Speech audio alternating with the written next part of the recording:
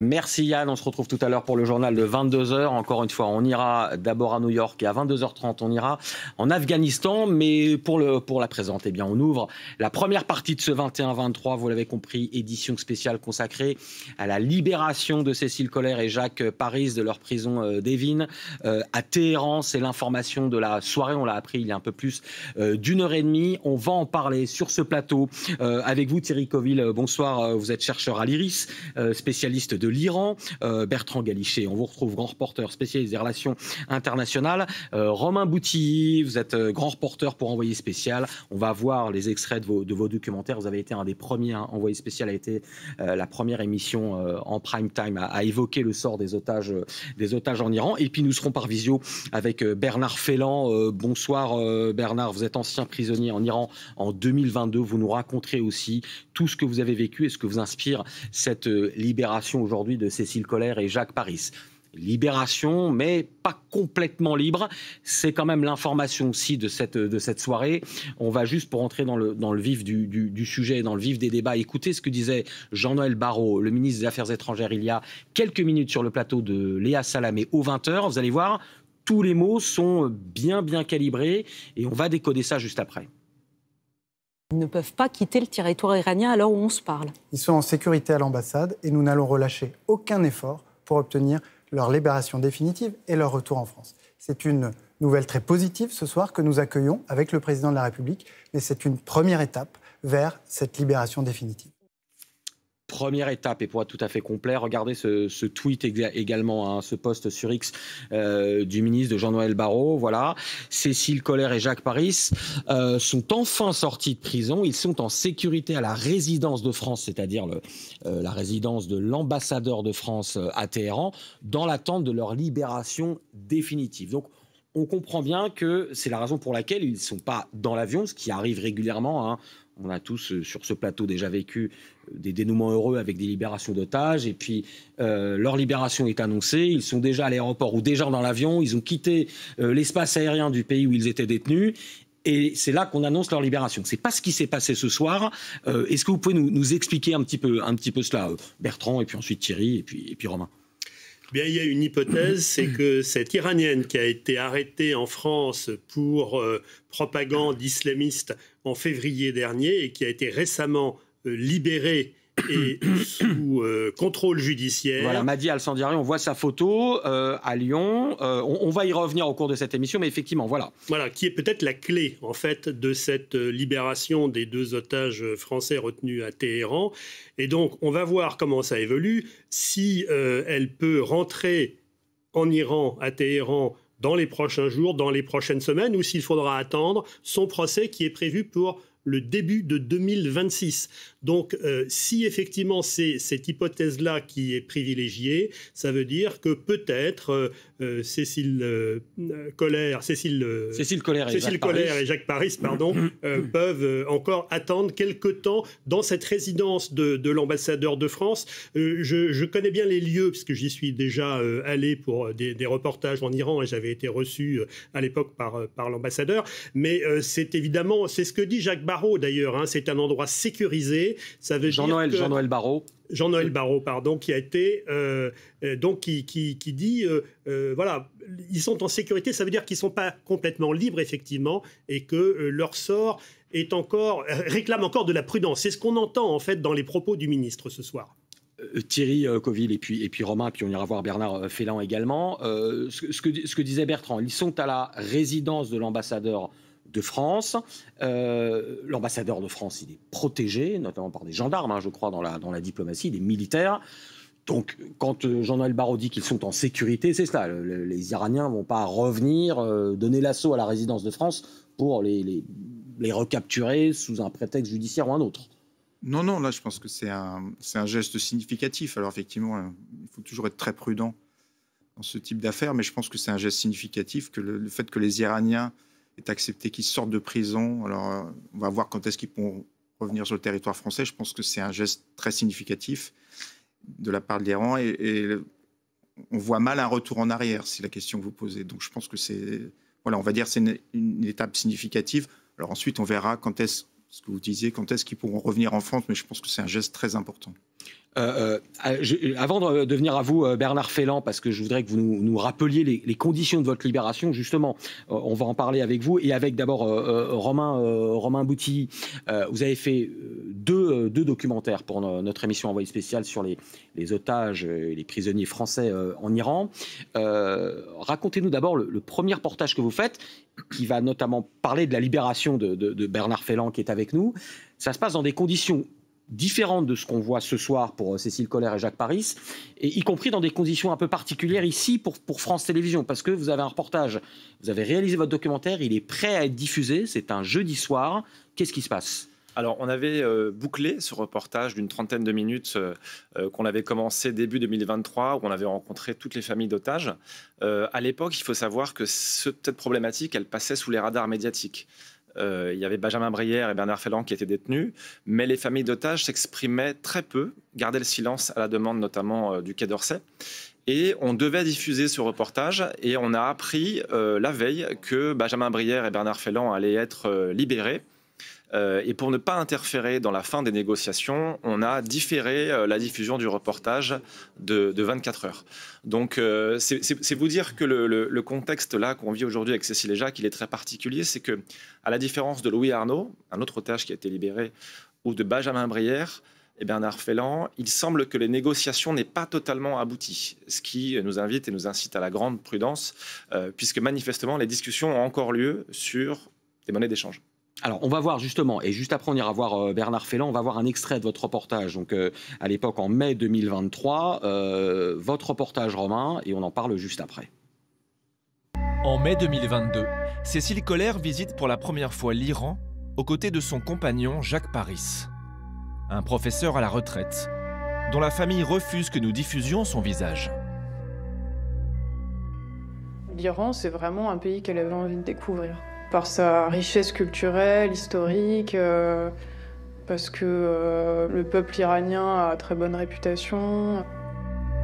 Sur les photos prises par Cécile Collère, on peut voir un pays en apparence normal, qui attire des touristes.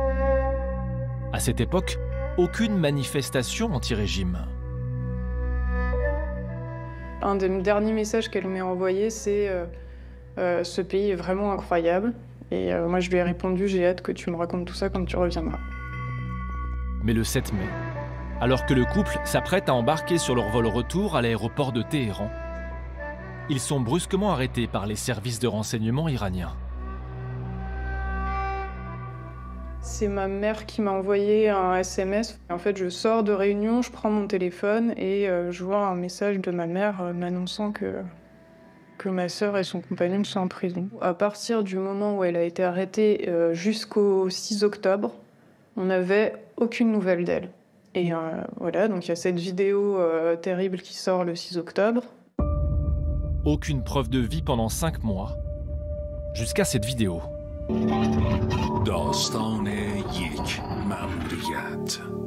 Elle a été diffusée à une heure de grande écoute, alors que le régime était fragilisé par les manifestations.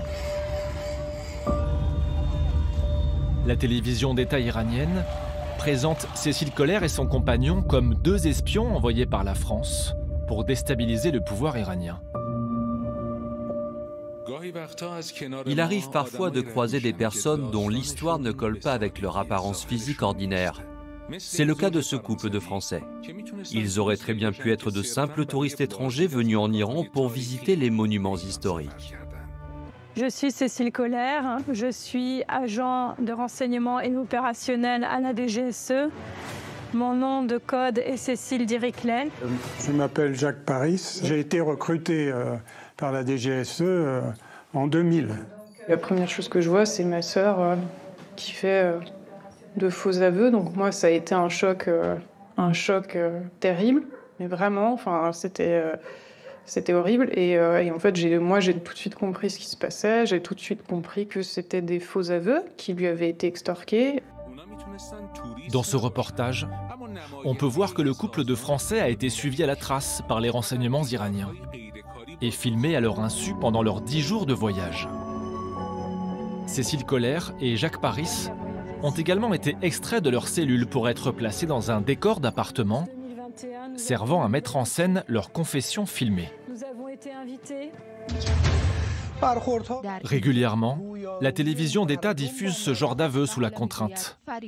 On peut y voir des prisonniers politiques iraniens ou binationaux s'excuser d'avoir commis une faute face à des millions de téléspectateurs.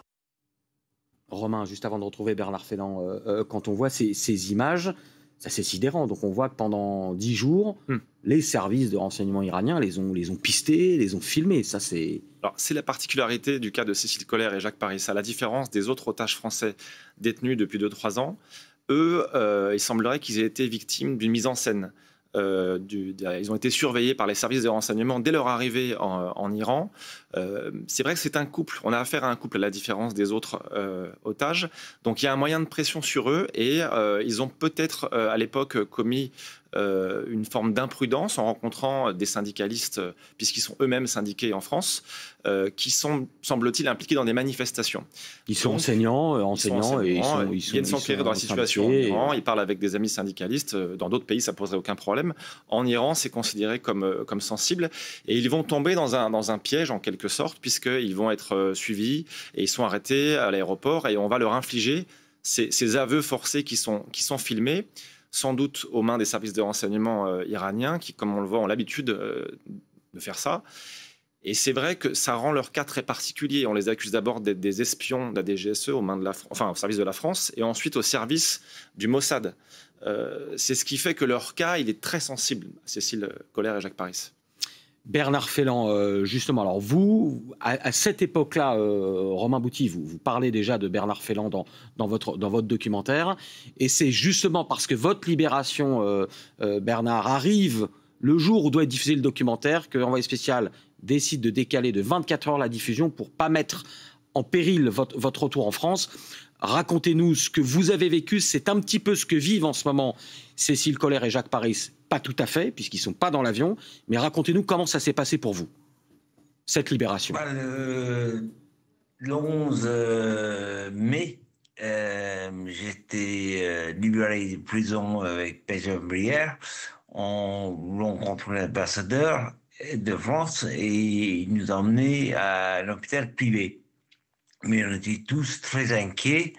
Moi, je pense de dormir la nuit.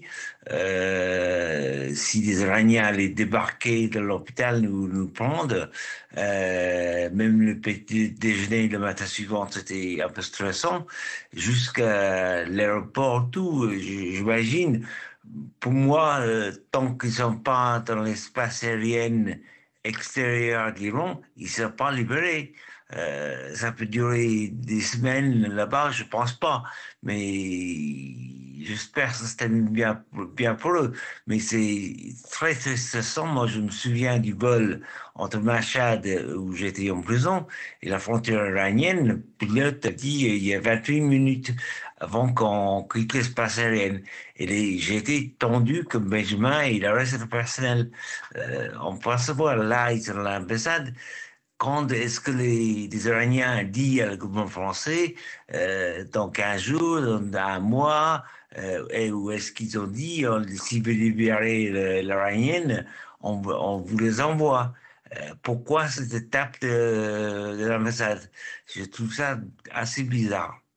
Bon, alors justement, on revient à vous, hein, Bernard, dans quelques minutes. Donc là, qu'est-ce qui se joue? Il y a cette histoire donc de cette prisonnière, de cette détenue en France qui a été libérée d'une prison de Lyon. Elle était inculpée d'apologie pour terrorisme. Son procès doit se tenir en janvier prochain. Elle est donc assignée, elle est sous contrôle judiciaire, mais elle a été sortie de prison. Il y a vraiment une similarité avec ce que vivent Cécile Coller et Jacques Paris, mais elle n'est pas encore autorisée à quitter le territoire français. Quels pourraient être les scénarios? Parce que là, on se dit, Cécile Coller, Jacques Paris sont à la résidence à l'ambassade de France. Évidemment, on a entendu le ministre, il n'a pas voulu s'avancer. Hein, quelques heures, quelques jours, plus. Est-ce que ça pourrait être plus que ça, Thierry? Évidemment, là, on n'est pas dans les scénarios fiction. C'est pour voir quelle est la mécanique à l'œuvre derrière. Je répète ce que je dis tout à l'heure. Parce que quand même, le fait qu'ils soient sortis de prison, je pense que c'est important. Ils sont quand même, on va dire, sur le territoire français. Donc, je vois mal. On voit effectivement, il y a sans doute un donnant-donnant avec le cas de cette Iranienne arrêtée en France. Donc, Je pense que vous savez, dans ce cas-là, c'est des négociations. Je pense que les négociateurs, ils savent exactement ce qui est en train de se passer. Il y a peut-être encore des choses à discuter. Donc, on va dire, tout en restant très prudent, je pense que c'est quand même énorme qu'il soit sorti de prison. Donc, le plus dur est fait. J'ai envie, tout en restant très prudent, j'ai envie de dire ça. Alors effectivement, on a eu d'autres cas hein, dans le passé où effectivement la personne sort de prison, ensuite elle reste en Iran, si elle n'avait pas ses papiers, etc. Mais c'est quand même énorme. Donc ensuite, on va voir ce qui va se passer. Je pense que là, ce qui est important déjà dans ces cas-là, c'est que les deux gouvernements discutent. Vous voulez que le canal ne soit pas coupé. Donc, je pense que voilà, on va dire que c'est un premier pas important. On verra d'ailleurs avec un autre extrait de votre reportage, Romain, le cas de Benjamin Brière, où aussi la libération avait été un peu qu'un cas. Mais là, en ce qui concerne Cécile Collère et Jacques Paris, encore une fois, on explore les pistes, y compris les pistes judiciaires possibles. Quelle est votre réflexion là-dessus? S'il y a cette histoire de cette Iranienne qui doit passer en jugement en France, même si elle a été sortie de prison, qu'est-ce que ça peut vouloir dire aussi? En fait, ce que l'on peut comprendre, ou ce que l'on peut imaginer en tout cas, c'est que c'est un élément central dans cette affaire. Pourquoi? Parce qu'il y a une antériorité de la méthode iranienne. Les Iraniens ne libèrent jamais des prisonniers ou des otages, appelons-les comme on veut, en échange de rien. Il y a toujours une monnaie d'échange qui est souvent très importante et qui est de différentes natures, mais ce n'est pas du tout nouveau. Ce qui est peut-être nouveau, c'est ce que vous évoquiez, c'est-à-dire le fait que ça a été extrêmement préparé du côté iranien, que ça a été documenté de façon à essayer d'établir en fait un dossier qui est monté de toutes pièces contre ces deux Français, et pour pouvoir peser peut-être aux yeux de l'opinion iranienne, certainement pas aux yeux de l'opinion française qui n'est pas dupe, car on connaît maintenant les méthodes du régime des ayatollahs. Et donc, il y a, je pense, effectivement une possibilité pour que ça dure un peu. Naturellement, on ne le souhaite pas, on espère que ça va s'arranger très vite, mais le calendrier, pour l'instant, il est encore probablement aux mains des Iraniens. Romain? On peut effectivement envisager une option où cette étudiante serait libérée par la France. L'étudiante iranienne qui a été libérée de prison en France, à Lyon, mais qui est encore sous contrôle judiciaire, mais qui n'est pas dans l'avion vers l'Iran. Qui doit être jugée en janvier en France. Donc, ça paraît étonnant d'imaginer que la France ne va pas juger cet étudiant. Donc, on pourrait envisager effectivement que la libération de Cécile et Jacques attende ce procès. Soit symétrique. Voilà. Mais il y a plusieurs cas de figure. Il y a eu des échanges, j'allais dire, directs par le passé. Il y a eu des échanges différés. Dans mon souvenir, la Française Clotilde Reiss, en 2009, avait aussi attendu plusieurs semaines à l'ambassade de France. Voilà, ça se joue aussi dans d'autres terrains. Là, effectivement, ça peut paraître étrange. Ça, c'est une option. Dernière question là-dessus. Alors, vous êtes géopolitologue ou journaliste, pas juriste ou pas magistrat, mais dans le cas, par exemple, de cette étudiante iranienne qui doit donc passer en jugement en janvier, la justice française est indépendante de tout pouvoir et notamment du pouvoir politique.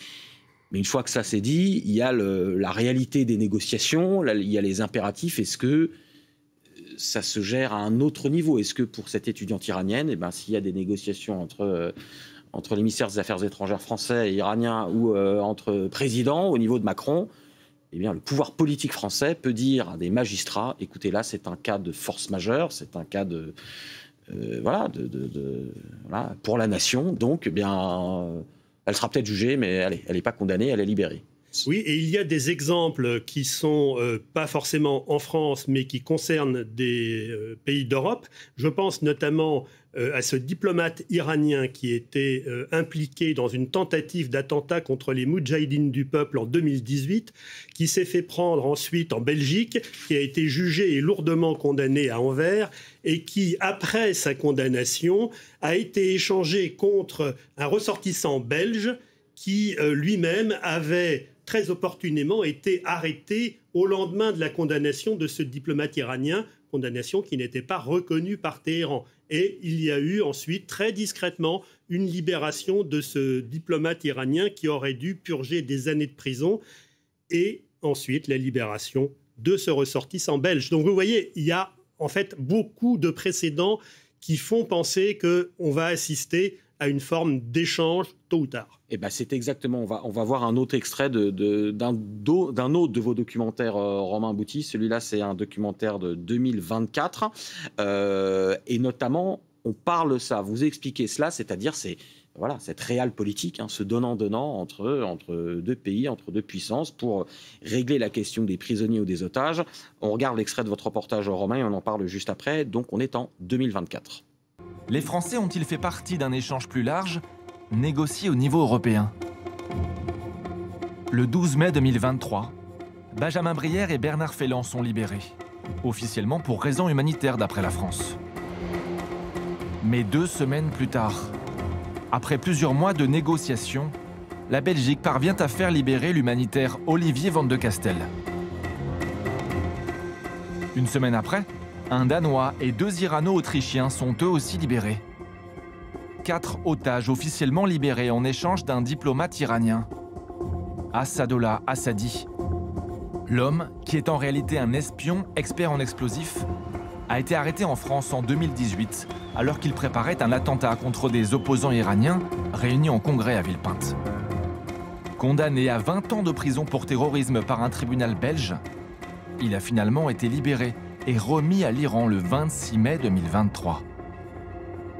Si on se fie à la chronologie des événements, je ne peux imaginer qu'il n'y ait pas de lien entre le cas de ce diplomate espion et la libération de Bernard Féland et Benjamin Brière, car à chaque fois au cours des dernières décennies que l'Iran a libéré des otages occidentaux, cela n'a jamais été pour des simples raisons humanitaires, mais cela a toujours été en contrepartie du versement soit d'argent, soit de libération de ressortissants iraniens, de diplomates iraniens, de responsables iraniens condamnés pour terrorisme ou violation des sanctions américaines à l'étranger. Romain. Alors effectivement, ça soulève une question, c'est le cas de cette étudiante iranienne qui a été inculpée pour apologie du terrorisme. En Iran, les médias en persan parlent d'une agente de l'Iran, parlent de quelqu'un qui a de la valeur, et les officiels, enfin l'État iranien parle de quelqu'un qui servirait de monnaie d'échange. C'est pas nous qui pouvons le dire, c'est eux qui le disent directement. Donc, il semblerait que cette personne ait de la valeur aux yeux du gouvernement iranien, ce qui pourrait faciliter l'échange. Pour l'instant, c'est un peu les informations qui nous parviennent. Vous voulez dire que parce que l'Iran a dit que Cécile Collère et Jacques Paris étaient des espions, c'est l'Iran qui le dit, pas nous évidemment, il faut qu'il demande quelqu'un de la même valeur, donc quelqu'un qui est une agente, alors que ça n'est peut-être effectivement qu'une étudiante qui s'est rendue, en tout cas c'est ce qu'estime la justice, coupable d'un délit en France, l'apologie du terrorisme, mais c'est peut-être pas comme ça que la France la considère. Mais les Iraniens ont besoin de la présenter comme ça.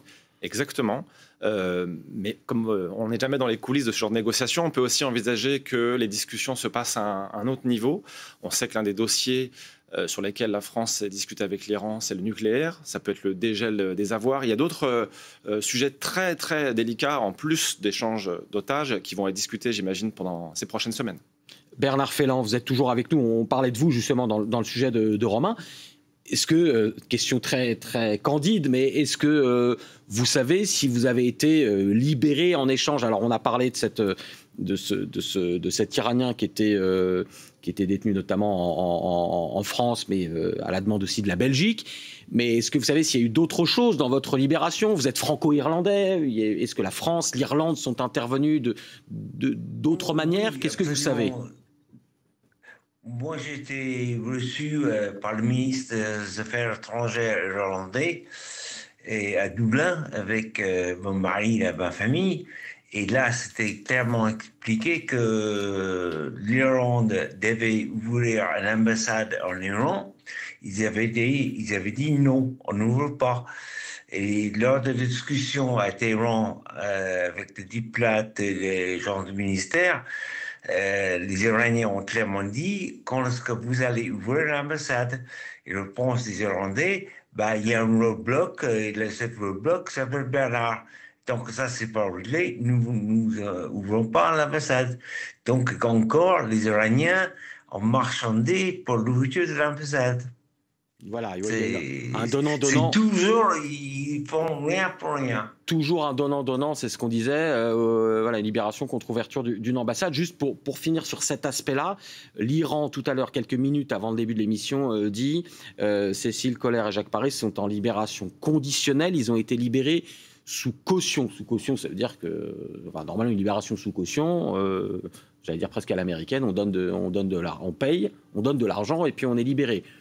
Est-ce que l'argent, c'est ce que demandent les Iraniens? Évidemment, on le sait, la France a déjà payé pour des libérations d'otages avec des groupes terroristes. Là, c'est un État, c'est l'Iran. Est-ce que l'Iran a quelque chose à faire de X centaines ou millions d'euros? Non, c'est pas là-dessus que ça se joue. Tout dépend de la somme qui est demandée, puisque, comme vous venez de le dire, effectivement, il y a des précédents. Et donc, les Iraniens aussi ont négocié la libération de prisonniers ou d'otages en échange de sommes d'argent parfois très importantes. Donc ça, c'est une possibilité. Ce n'est pas le plus probable dans la mesure, justement, où cette Iranienne qui a été emprisonnée en France et donc récemment libérée semble effectivement être au cœur du deal entre Paris et Téhéran. Et je crois d'ailleurs que le fait que cette personne, cette Iranienne, ait été emprisonnée montre peut-être un infléchissement dans la diplomatie de la France vis-à-vis de l'Iran, où jusqu'à présent, peut-être que dans un cas comme celui-là, on l'aurait soit expulsé, soit simplement mise en résidence surveillée pour quelque temps, où on l'aurait jugé et on lui aurait attribué une peine légère. Tout ça n'existe plus et c'est ce qui permet, on le voit maintenant, donc d'agir, de faire levier sur le gouvernement iranien. Donc c'est peut-être une façon nouvelle d'envisager la relation avec l'Iran. En diplomatie, on n'est pas dans une guerre, mais un peu de rendre coup pour coup. C'est un peu ça, oui. Thierry. Ce qu'il faut peut-être préciser, c'est le contexte, notamment politique en Iran. Je pense quand même que les forces de sécurité ont toujours eu une grande importance en Iran, vous venez de le dire, et notamment elles sont prioritaires et malheureusement, on va dire, par exemple, par rapport au système judiciaire, c'est elles qui commandent, quoi. Et je pense que la situation s'est vraiment aggravée à partir de 2018, parce que 2018, c'est quand même Trump qui sort de l'accord nucléaire iranien, et l'inflation est passée à 50% en Iran, et on a eu des vrais mouvements, une vraie crise politique, économique et politique. Je pense à des manifestations en 2019, on parle de 1500 morts, plutôt des ouvriers. Donc, ce qu'il faut bien voir, c'est que ces forces de sécurité, on va dire, c'est elles qui donnent le là. Vous voyez, c'est comment ils raisonnent et effectivement, ils sont dans une logique. Ce qui compte pour eux, c'est des questions sécuritaires. Donc, ils vont écarter toute autre considération, on va dire malheureusement, et on rentre effectivement dans des rapports de force avec effectivement ces forces de sécurité. Ce que j'entends dire en Iran, c'est, écoutez, avec les Occidentaux, le respect du droit international et la diplomatie, ça ne marche pas. Ce qu'il faut, c'est exactement ce qu'on est en train de dire, il faut leur tordre le bras. On leur tord le bras, on crée un rapport de force et on obtient ce qu'on veut. Et malheureusement, c'est ce groupe qui domine dans ces cas-là. Alors, pour revenir sur... on va revenir un peu sur ce qu'ont vécu Cécile Collère et Jacques Paris. Encore une fois, pour ceux qui nous rejoignent, ils sont libérés, ils ont été sortis de leur prison d'Evin à Téhéran. Ils sont en sécurité à l'ambassade de France, mais ils ne sont pas encore autorisés à quitter le territoire iranien, même si factuellement l'ambassade c'est un territoire français, mais enfin bref, ils ne peuvent pas quitter l'Iran. Romain, justement, dans votre deuxième documentaire, vous aviez rencontré Benjamin Brière, qui est aussi un ancien otage français en Iran. On va voir un premier extrait de ce reportage-là, où il vous parlait de ces conditions de vie qui sont très certainement extrêmement similaires à celles qu'ont connu Cécile Collère et Jacques Paris. On espère qu'ils pourront le raconter en France le plus vite possible. On regarde ce que vous confiait Benjamin Brière, témoignage d'un ancien otage, et on en parle juste après. Le Français est détenu dans le quartier de haute sécurité de la prison de Vakilabad, avec des prisonniers politiques et des criminels. Ce quartier de haute sécurité, c'est une prison dans la prison. On est enfermé dans un... Alors, il faut savoir que ce n'est pas des cellules, c'est des dortoirs, plus ou moins surpeuplés, plus ou moins délabrés. On passe des journées enfermés à peu près 21 heures sur 24. On a le droit à un petit peu de sortie le matin, un petit peu de sortie l'après-midi dans une cour qui a les dimensions d'une piscine municipale, en fait. On ne se rend pas compte, déjà en prison, combien ça passe très lentement, surtout au début. Moi, je suis le seul étranger. Je parle avec personne. Je ne peux échanger avec qui que ce soit de toute manière. Et puis, il n'y a rien à faire. À part la télé en persan qui gueule, du matin au soir. Sur 2 ans et demi à Machhad, j'ai vu des centaines de personnes passer leur dernière nuit en vie. Parce que le lendemain matin, ils allaient à l'exécution. Et j'en ai côtoyé, j'ai vécu dans le dortoir avec certaines de ces personnes-là. Et un jour, on les appelle et on les reverra plus. Et ils seront exécutés le lendemain matin, par pendaison. Donc ouais, comment on oublie les visages de ces gens-là? Le Français doit aussi endurer de longues semaines à l'isolement, dans une cellule de 1 mètre sur 3. Et lorsqu'on l'autorise à appeler sa famille, les communications sont étroitement surveillées par des gardiens. En moyenne, j'aurais un coup de téléphone toutes les 3 semaines, 1 mois, qui durera 1/4 d'heure, 20 minutes. Qu'est-ce qu'on se dit en 1/4 d'heure tous les mois avec ses proches? On n'a rien le temps de se dire. On a juste le temps de se dire qu'on s'aime très fort et que ça va. On passe notre temps l'un rassure l'autre finalement. Témoignage extrêmement fort, Romain. Effectivement, à l'époque, donc 1 an après sa libération, Benjamin Brière, il est encore très très marqué par cette détention. Ce calvaire qui a duré 3 ans aussi. Faut rappeler quand même qu'à la base, ce sont des touristes, ce sont des Français qui se baladent, en tout cas Benjamin dans son van, il fait du surf. Ils sont arrêtés par des services de renseignement iraniens qui sont réputés pour être très cyniques, très violents, des mises en scène d'exécution, il y a de la torture psychologique. Donc le témoignage de Benjamin donne un indice sur l'état dans lequel on va retrouver Cécile Collaert et Jacques Paris, même si ils vont bien d'un point de vue santé pour l'instant. Ils avaient le droit d'appeler leur famille, mais ils avaient été surveillés, ils avaient des geôliers dans le dos, ils étaient souvent les yeux bandés quand ils se déplaçaient, ils n'avaient pas de livres pendant de longs mois. Cécile et Jacques, ils appelaient leur famille tous les 3-4 mois. Voilà, être détenu à la prison d'Evin, c'est quand même extrêmement compliqué. Non mais on a tenu à rediffuser votre reportage édifiant, Romain, parce que on se rappelle, Cécile Collaert, Jacques Paris, leur famille, il y a encore très peu de temps, alertait sur ça. Exactement ce que vous dites, Romain, c'est-à-dire ils sont à bout, ils n'en peuvent plus, ils vont lâcher. Il y avait de vraies craintes de les voir mourir en détention oui, c'est ou être tués. Ce que révèlent les témoignages des diplomates qui ont pu les voir. Et c'était des rencontres qui étaient à la fois assez brèves et assez rares, puisqu'il y a eu, je crois, entre 2022 et 2024, 3 rencontres entre l'ambassadeur de France à Téhéran de l'époque et les 2 otages français. Donc ça veut dire que les conditions d'ouverture vers le monde extérieur et même de soutien psychologique de la part de la République française, de l'État, ce qui est quand même très important dans une situation comme celle-là, rencontrer un de ses compatriotes qui est ambassadeur, ça n'est pas rien. Et donc ces rencontres étaient effectivement comme une promesse qui était rarement tenue et comme un espoir qui leur permettait peut-être de vivre et d'espérer une libération. Mais à chaque fois, c'était quand même très ténu. On voit bien quand même qu'ils ont été soumis à une pression psychologique considérable pendant ces 1277 jours de détention. Bernard Féland, puis après Thierry Coville, j'aurai une autre question pour vous, mais Bernard Féland, vous êtes toujours avec nous. Vous avez entendu le témoignage de Benjamin Brière, évidemment, que vous avez bien connu, dont vous connaissez bien l'histoire. Ça réveille des souvenirs très douloureux en vous. Ce qu'on entend là, ce qu'on a entendu de Benjamin Brière, c'est les conditions de détention, les camarades détenus à la prison qui sont emmenés pour être exécutés. Oui, c'est très difficile à écouter ce qu'a dit Benjamin. Moi, j'avais de la chance de me rencontrer Benjamin à Machhad parce qu'on est en cellule ensemble pendant plus de 200 jours et on a vécu des choses terribles ensemble.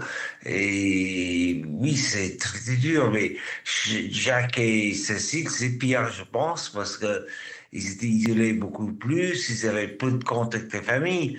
Comme c'est la famille qui est important. Et nous, on a eu de la chance, on pouvait échanger des messages via l'ambassade avec nos familles.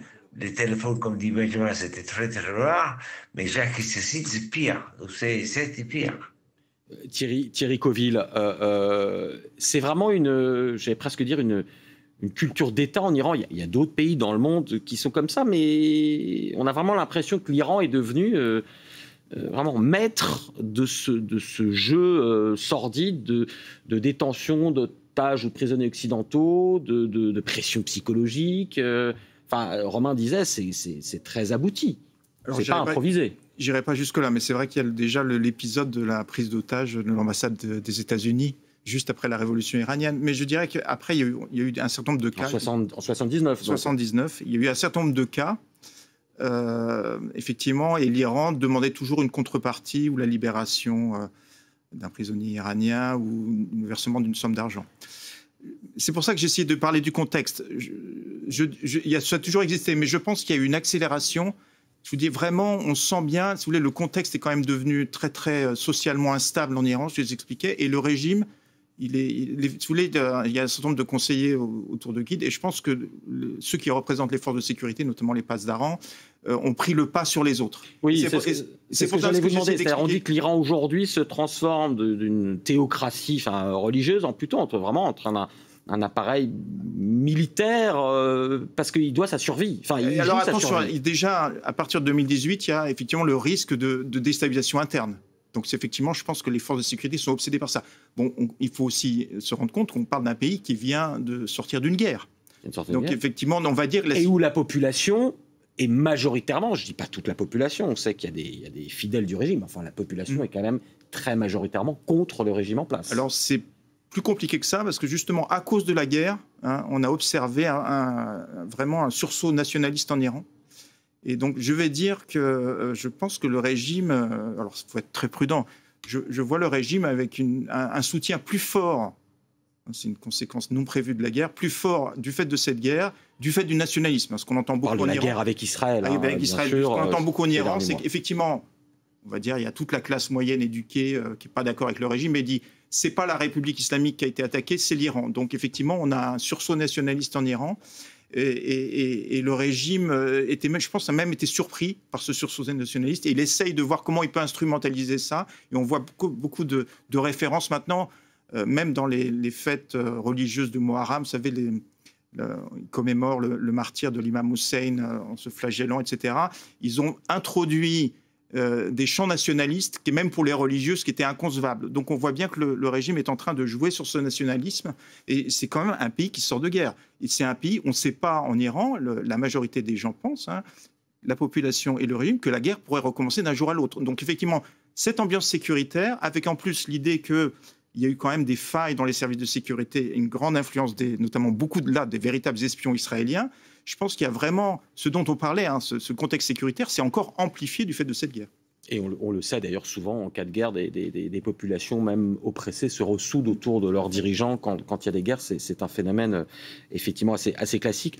Pour revenir sur la question de ces techniques de prisonniers ou d'otages, on va voir un dernier extrait de votre reportage, Romain. On parlait donc de Benjamin Brière, qui était détenu avec Bernard Felland, qui est toujours avec nous. Et quand vous avez rencontré Benjamin Brière après sa libération, il vous confie qu'une première fois, il a pensé être libéré. Et puis finalement, non. Est-ce que c'était un jeu? Est-ce que c'était du cynisme? Ou est-ce que c'était plus compliqué que prévu? On regarde cet extrait et vous nous décryptez ça juste après. Alors que sa santé se dégrade, à sa grande surprise, Benjamin Brière est à nouveau convoqué par le juge.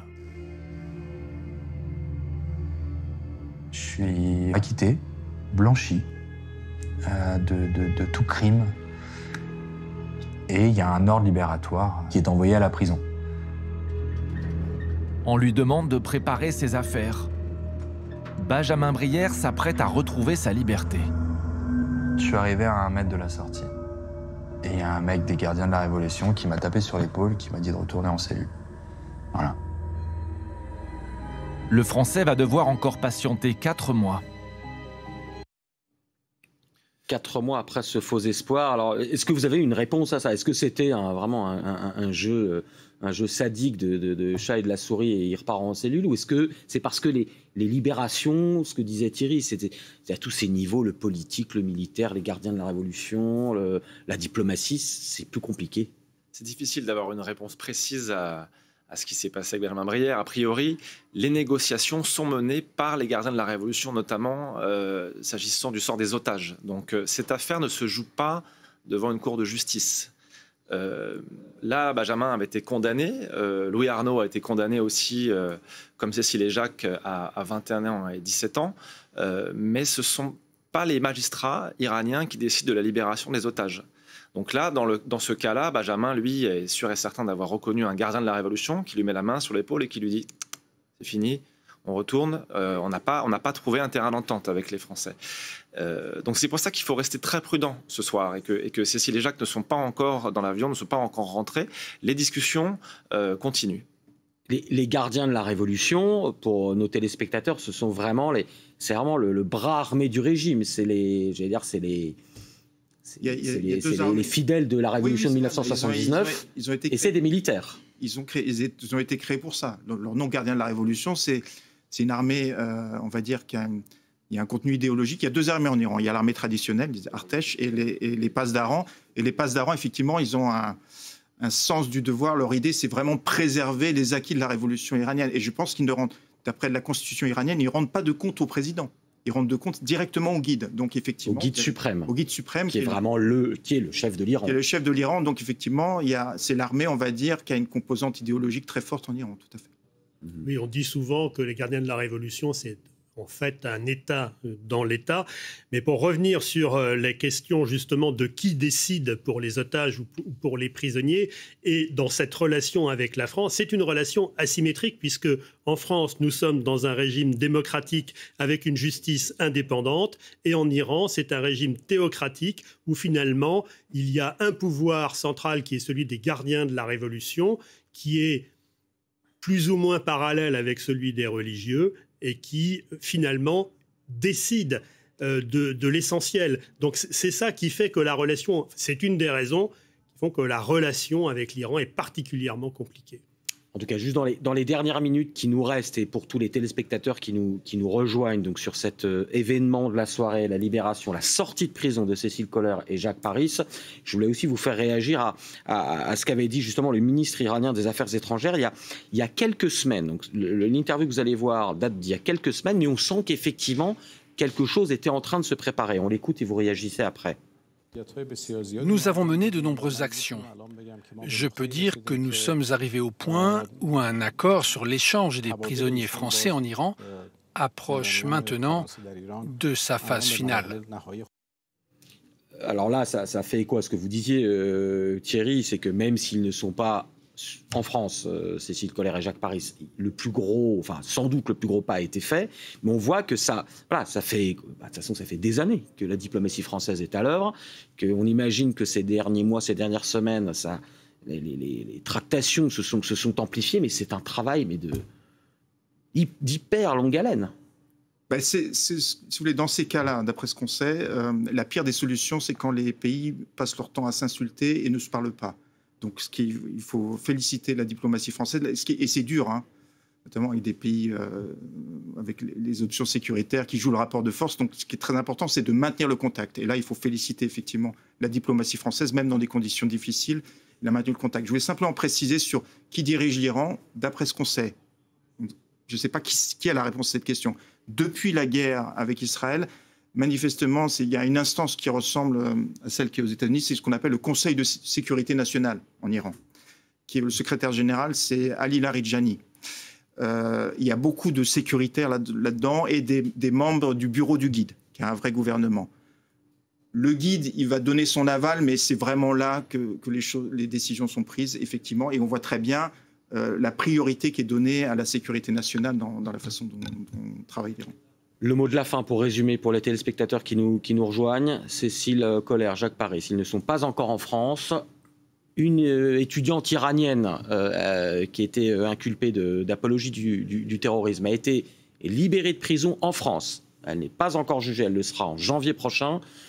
Donc est-ce qu'on peut s'attendre, vu que c'est du donnant-donnant, à ce que soit cette étudiante soit autorisée à partir en Iran avant d'être jugée, et là, Cécile et Jacques pourront peut-être rentrer, soit peut-être il faudra encore qu'ils patientent des semaines, peut-être des mois en Iran, à l'ambassade française, c'est une possibilité. C'est un bon résumé. C'est en tout cas l'hypothèse la plus probable, c'est-à-dire qu'effectivement, ça sera purement et simplement un échange entre Cécile Kohler et Jacques Paris, et puis cette étudiante ou pseudo-étudiante iranienne que les Iraniens souhaitent absolument récupérer. Et c'est aussi pour ça que la France l'a gardée, parce que les Français ont compris, les services français ont compris qu'elle était importante pour Téhéran. Et que c'était du donnant-donnant et que ça pouvait être une monnaie d'échange. Merci à tous les quatre, avec aussi Bernard Féland, ancien otage en Iran, qui était avec nous. On suivra évidemment cela dans les jours qui viennent. Tout de suite, 22h sur France Info, le journal avec vous Yann Effelé. Et on reste sur